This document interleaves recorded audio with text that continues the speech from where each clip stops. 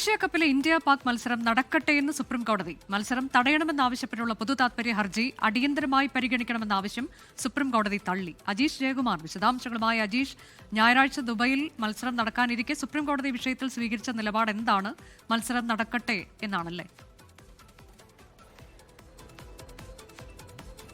അനിച്ച, ഈ ഞായറാഴ്ചയാണ് Asia cup 2020 ടൂർണമെന്റിന്റെ ഭാഗമായിട്ടുള്ള ഇന്ത്യ പാകിസ്ഥാൻ മത്സരം നടത്താൻ തീരുമാനിച്ചിരിക്കുന്നു. നേരത്തെ തന്നെ ഇതിനെതിരെ ഈ മത്സരം ഉപേക്ഷിക്കണമെന്നാവശ്യപ്പെട്ടുകൊണ്ട് BCCക്ക് അടക്കം പരാതികൾ വന്നിരുന്നു. പക്ഷേ BCCI മത്സരം തുടരട്ടെ എന്നുള്ളൊരു തീരുമാനത്തിൽ എത്തുകയായിരുന്നു. മാത്രമല്ല ഇതിന്റെ ഒരു മാർഗനിർദ്ദേശവും നേരത്തെ തന്നെ പുറത്തിറക്കിയിരുന്നു. അതിന് പിന്നാലെയാണ് ഇപ്പോൾ സുപ്രീം കോടതിയിൽ ഒരു പൊതു താൽപര്യ ഹർജി എത്തിയിരിക്കുന്നത്. 4 അഭിഭാഷകരാണ് ഈ ഹർജി നൽകിയിട്ടുള്ളത്.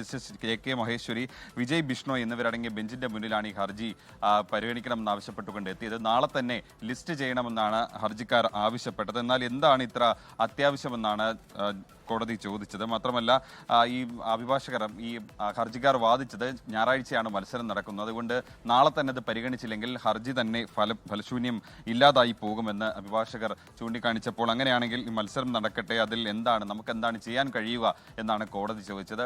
അതുകൊണ്ട് കോടതി അടിയന്തരമായി പരിഗണിക്കാൻ വിസമ്മതിച്ച് ഈ ഹർജി മാറ്റിവെക്കുകയാണ് ചെയ്തത്.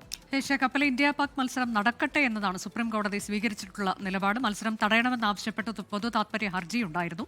അത് അടിയന്തരമായി പരിഗണിക്കണമെന്ന ആവശ്യമൊക്കെ തള്ളിക്കൊണ്ടാണ് മത്സരം നടക്കട്ടെ എന്ന നിലപാട് കോടതി സ്വീകരിച്ചത്. ഞായറാഴ്ച ദുബൈയിൽ വെച്ചാണ് മത്സരം.